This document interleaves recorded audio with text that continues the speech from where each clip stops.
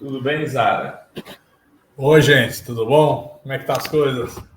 Depois de um domingo que nem o de ontem, não está tudo bem para quem torce pelo glorioso Alvinegro Praiano, né? Mas a gente supera, né, Zara? Rapaz, eu tô dizendo o seguinte, Renato, tem que começar do zero, Santos. Mandar embora essa diretoria, técnico, preparador físico, começar de novo, entendeu? A gente tem que pegar, formar um time lá que veio da base, botar o time para treinar e a gente aguentar um ano aí de construção de um time com capacidade. Já fizemos isso tantas vezes, por que Pois não é. podemos fazer de novo, né? Então, eu acho que. Mas tem que ter humildade desses pelegos aí, desses diretor, e cair fora, pô. Pede para Cara, sair. eu entregaria o boné. Se eu fosse presidente do clube, eu faria assim, ó, É. toma. Eu costumo dizer sempre, eu falo mais da política, né, Renato? Quando lá na França. Odri, eu não cumprimentei você. Lá na França, quando o Partido Socialista perde uma eleição, os dirigentes renunciam. Né? Sim. O Jospin renunciou, a Senegole renunciou. Os caras perdem a eleição e falam: não, já era, vou embora. Né? Aqui não, aqui no Brasil parece que a derrota é sempre. Faz com que os que já estavam continuem mais fortes. É um negócio sem cabimento, né? Perdeu, velho. Ah, entrega a pasta e dá chance para outro. Não cria muita marola, não. E deixa as coisas continuarem. Eu estou falando isso para o futebol, mas vale para a política também, né? Tá certo. Zaratini, como é que você avalia aí essas últimas denúncias das investigações pela BIM de 33 mil pessoas? Imagino que você é um dos arapongados, um dos espionados, né? Em 33 mil, se eu não estiver dentro, é porque eu estou muito mal, né? Fica ruim, né? É até chato, né? Você também, né? Se você não estiver dentro em 33 mil, Vou ficar chateado, vou ficar é chateado. chateado, né? Fala, porra, tô mal. Mas então, o que Olha, dá para fazer com isso daí? Porque, desculpa. Não, também só ia falar que o Tarcísio também usou, né, esse mesmo sistema. Saiu denúncia hoje. Pelo jeito, isso foi muito vendido, viu? Porque o Exército também comprou. Né? Aqui em São Paulo, quem comprou foi no governo Dória, a Polícia Civil. E agora a Polícia Militar no governo Tarcísio. E deve ter outros governos que também compraram por aí, né? Nós vamos ter que fazer um mapeamento disso, né? O fato é o seguinte, quer dizer, é um instrumento, esse software é um instrumento poderoso, né, que permite uma invasão na privacidade, não existe regulamentação para isso, tanto é que a própria BIM, no governo do Bolsonaro, diz que parou de usar. Diz que parou de usar. Nós tivemos com o diretor da BIM do atual governo, né, e ele nos informou em julho, que o sistema não estava sendo usado mais. Né? Agora nós temos essa denúncia que é muito grave, que ele foi muito usado. Né? Tem três coisas que a gente tem que separar aí. Uma é a utilização desse sistema de forma absurda, como se chegar em 1.800, que é o que foi detectado, já é um absurdo. 33 mil, então, nem se fala. Mas vamos considerar os 1.800 que já foram mapeados pela Polícia Federal. Né? Depois você tem um segundo elemento aí nessa história, de 2 agentes da BIM que estavam utilizando dos conhecimentos que eles tinham desse sistema para chantagear lá dentro da BIM. Nós não sabemos exatamente qual é a história, mas queremos saber também. Né? O terceiro é que o número 3 da BIM, né, que foi exonerado, né, ele tinha recursos em dólar na casa dele. Então, são 3 coisas diferentes, mais ou menos ligadas, mas são 3 coisas diferentes. Esse diretor da BIM que tinha os dólares na casa dele, né, ele não tem apesar dele ter trabalhado na agência durante o governo Bolsonaro, mas ele não parece, pelo que a gente tem de informação, ele não é um bolsonarista. Né? O que ele diz em relação aos dólares é que ele serviu no exterior, né, e no período que ele teve no exterior, ele juntou esses dólares. Bom, enfim, a ver, né?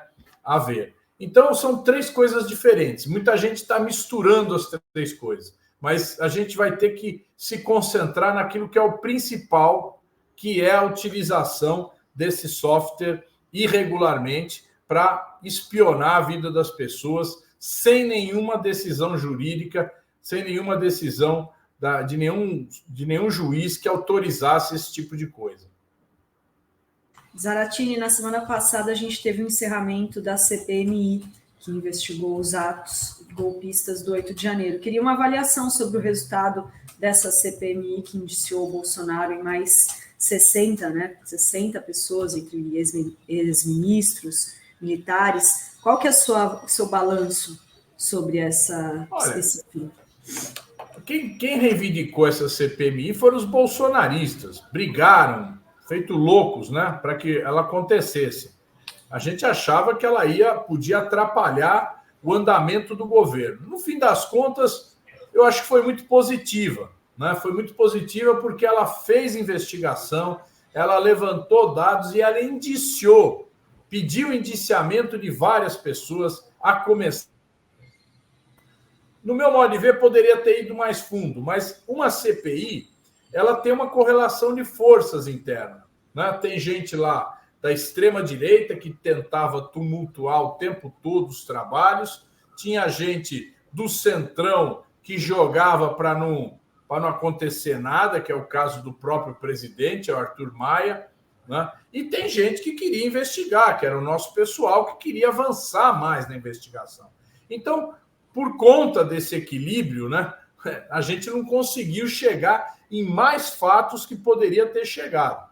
Agora, logicamente, tem muitas coisas que ainda vão aparecer. A tal da delação do Coronel Cid, né, ela tem muitos elementos que ainda não vieram à luz e que vão acabar vindo e que a gente vai poder conhecer mais aí do bastidor do que foi a trama golpista.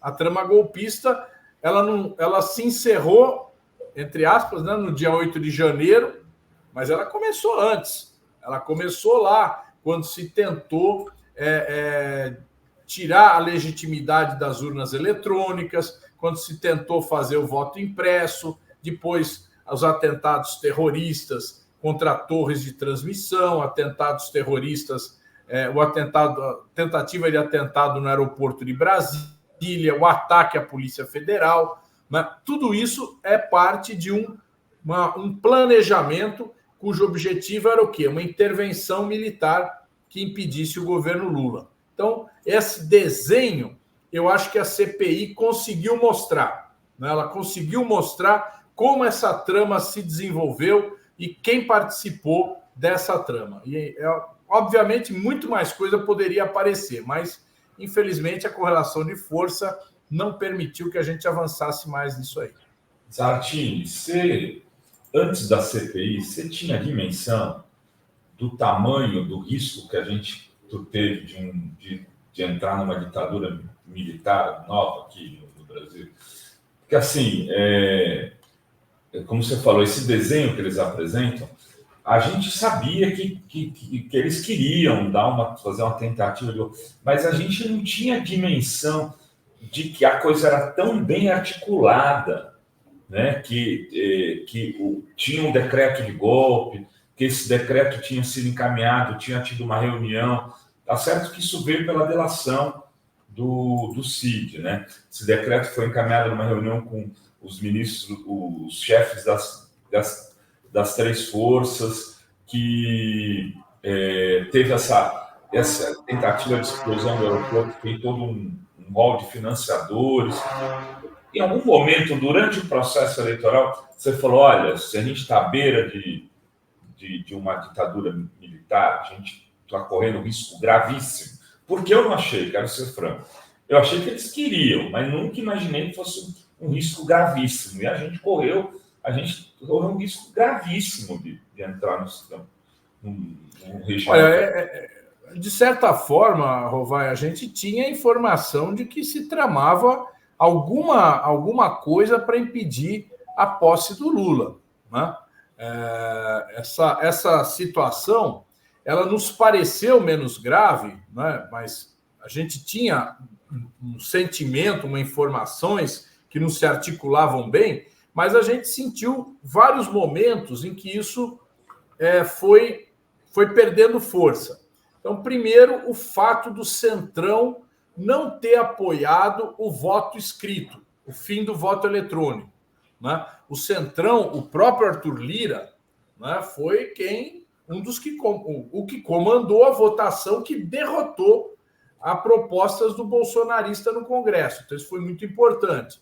Segunda coisa, o posicionamento do Supremo Tribunal Federal e do Tribunal Superior Eleitoral durante a campanha. Então, foi um posicionamento também de quem queria levar à frente a eleição e fez de tudo para a eleição acontecer. Então, a gente teve também um posicionamento do Judiciário.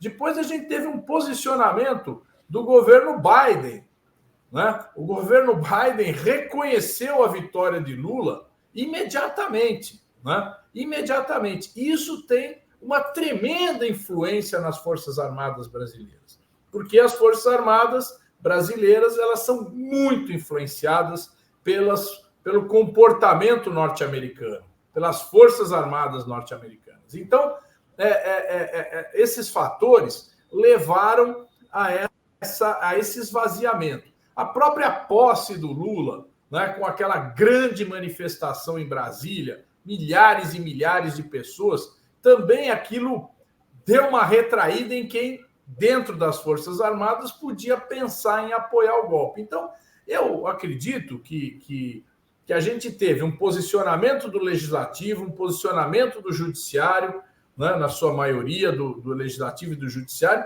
e um posicionamento externo, que é importante, né? Então, esse conjunto de coisas desencorajou quem pensava dentro da cúpula das Forças Armadas em levar à frente o golpe. Então, aqueles golpistas do governo Bolsonaro, General Braga, Heleno, essa turma toda, acabou ficando isolada, né? Tanto o próprio Garnier, né, que era o almirante lá, comandante da Marinha, foram ficando isolados, né, e não conseguiram levar adiante o plano que existia. Então, eu não acho que exista assim uma vocação tão democrática dentro das Forças Armadas, nem tão institucional assim, mas o fato é que a maioria acabou falando, não, nós vamos reconhecer o governo Lula, como disse o general Tomás numa das suas falas, não é o que a gente queria, mas é o que ganhou. Então, eu acho que a gente tem que entender dessa forma. Rodrigo, tem um superchat da Luiz Miura aí, que é sobre o projeto do Zaratini, né? Que é para revogar, né, o artigo 142, a PEC, né? A Luiz Mior. Deputado, a tua PEC sobre os milicos precisa ser retomada. Você acompanha as propostas da Jaqueline Muniz para as polícias? Precisamos reformá-las. GSI precisa ser extinto. Obrigada, Fórum, pelo trabalho. Abraços, um abraço para a Luiz também. Aí passo a palavra para o Zaratini. Como está essa PEC que o senhor tem aí para revogar esse artigo 42?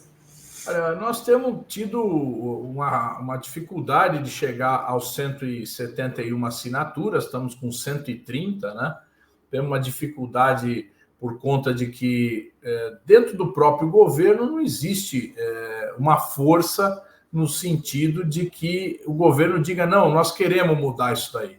Então, falta, no meu modo de ver, uma decisão do governo. E isso, logicamente, reflete no Congresso, porque muitos falam, não, vamos... Isso aqui é uma ideia muito, muito exótica, talvez alguns pensem, né? E não querem arrumar, vamos dizer assim, uma encrenca com os militares. Eu não acho que a nossa PEC... Alguém falou uma vez, essa proposta é revanchista. Não, a nossa proposta não tem nada de revanchismo. Nós não estamos propondo punir ninguém do passado. O que nós estamos propondo é que daqui para frente os militares fiquem afastados da política, certo? Que seja proibido não só se filiar a um partido político, mas dar opiniões políticas, comentários políticos, querer influenciar na política. Porque quem tem o monopólio das armas não pode exercer atividade política. Da mesma forma que um juiz que pode julgar uma pessoa não pode também ter atividade política ou promotor público, né? Por conta disso, os juízes e promotores, quando se candidatam ou quando vão ocupar um cargo da carreira do executivo, eles têm que abandonar a carreira do judiciário. E o que a gente quer é a mesma coisa para o militar, né? O militar que se candidatar, abandona a carreira militar, ou se ele quiser ocupar um cargo na carreira civil, ele abandona, é uma opção que ele faz, né? Ele não pode ter essa dupla ação. Então, o que nós estamos propondo é isso. E a gente quer também acabar com a GLO, as chamadas operações de garantia da lei e da ordem, que são uma confusão, que iam ser usadas nesse plano golpista, tinha o plano de desencadear uma GLO, né? A partir de todo um tumulto que eles queriam fazer, aí se desencadearia a GLO seria o golpe de Estado.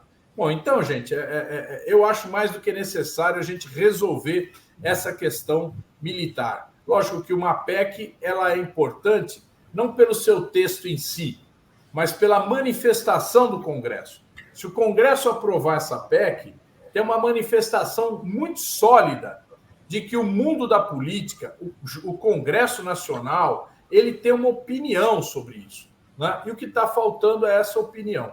Então, nós vamos continuar batalhando, né? Mas, evidentemente, a gente está sabendo e está entendendo as dificuldades que temos pela frente. Agora, o resultado da CPI nos ajuda, porque mostra o quanto militares que estavam lá, que foram indiciados, tinham de interesse em subverter a ordem democrática. Olha só, quem está nos assistindo aqui, Zaratim, é o João Pedro das Mercedes, o nosso desenhista autista. Opa, grande abraço, João. Está mandando um beijo, está dizendo que está um pouco nervoso, está triste. Não fique triste, meu amigo. Vê aqui o Fórum 11h30 aí. Né?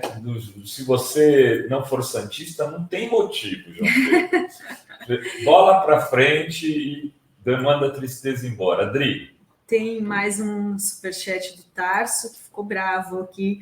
Desculpa, mas escutar do senhor repetir que o general falou é uma lástima. Militar não tem querer nada, eles obedecem o civil e ponto final. Mas é isso que eu quero, é exatamente isso que eu quero. Exatamente. Estou entendendo a crítica. O Zaratini acabou de dizer isso. Aliás, está com um projeto na Câmara. Precisamos fazer uma campanha para os deputados assinarem aí para poder entrar em votação. Faltam 40 e poucas assinaturas.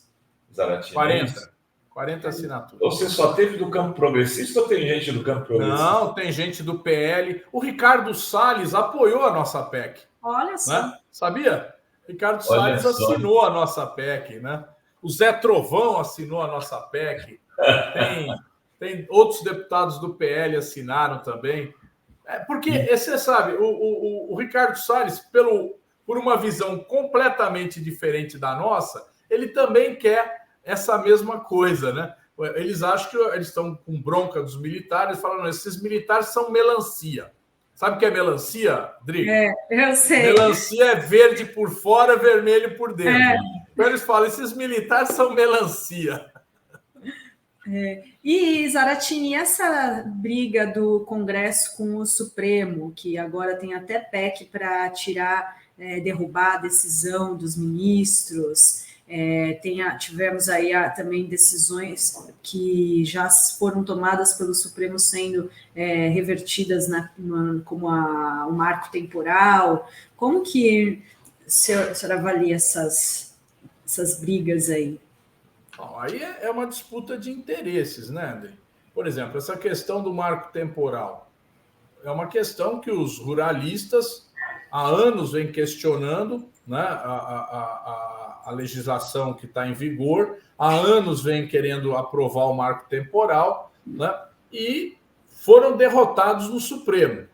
Eles, como já previam que iam ser derrotados no Supremo, eles aprovaram na Câmara e no Senado um texto onde estabelece o marco temporal. Eles querem, o Lula já vetou, né, eles querem agora derrubar o veto. Só que, mesmo derrubando o veto, encontra uma inconstitucionalidade do Supremo. Então, isso aí não sei como é que vai se resolver, mas é um motivo de crise, né? Outra crise são decisões em relação a questões como, por exemplo, o aborto, né? Que não chegou a ser tomada nenhuma decisão. Houve apenas a abertura de uma discussão, né, em torno de um caso, e que a ex-ministra Rosa Weber, antes de sair, resolveu deixar o seu voto.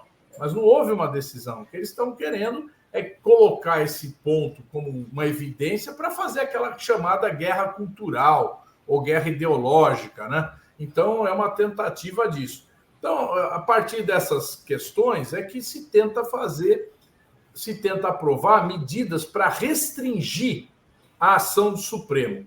Por exemplo, eles querem estabelecer mandato de um período para o juiz. Então, 15 anos, por exemplo, se fala em 15 anos. Então, mesmo que o cara seja mais jovem, ele não vai ficar até os 75 anos de idade, ele vai ficar só o período de 15 anos, né? É uma proposta que tem eco, viu? Tem bastante eco no Congresso. Agora, aí vem uma outra proposta, que é que o Congresso possa derrubar decisões do Supremo. Aí realmente é uma desconfiguração total do sistema jurídico brasileiro. É uma desconfiguração total. É o que o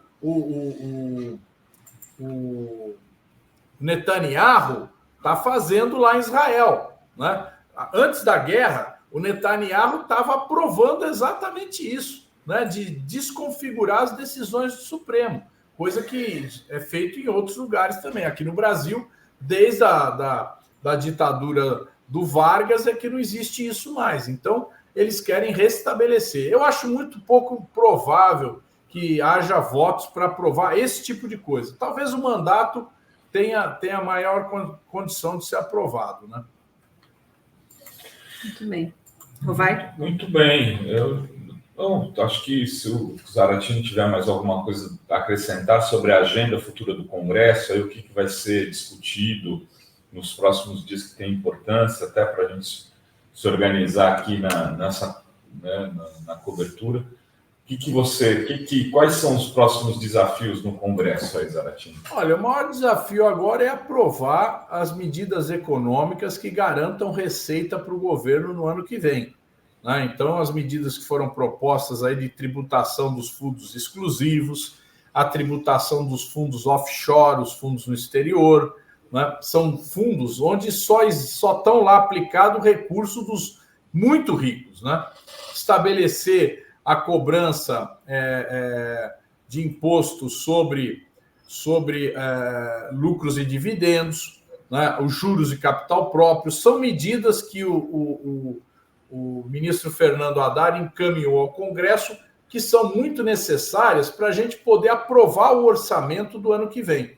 Então, nós vamos ter agora praticamente 2 meses, que é o que falta para acabar o ano, concentrados nesse assunto, né? E não podemos nos desviar desse assunto, porque nós precisamos garantir que no ano que vem a gente tenha recursos para continuar os programas que o Lula já recomeçou, programas sociais, o programa de aceleração do crescimento, né? E a gente consiga, de fato, fazer o Brasil retomar um crescimento econômico sustentável, né? Então, esse plano, ele precisa ter os recursos. Então, o fundamental para nós agora é nos concentrarmos nessas votações, né, e a gente ter o sucesso nelas. Então, é muito importante as negociações que nós vamos ter a partir de hoje já, que já está muita gente lá em Brasília, o próprio Lula voltando, eu não sei se ele voltou hoje, mas deve voltar essa semana ao Palácio do Planalto e retomar uma série de negociações para que esses projetos possam ser aprovados e a gente consiga, o ano que vem, ter um orçamento mais folgado para a gente poder trabalhar melhor e atender o povo brasileiro. Muito bem. Muito obrigada, Zaratini. Boa semana para você. E é isso, vai? É isso, Zara. Obrigado. Valeu. Obrigada. Valeu, gente. Grande abraço a vocês. Grande abraço.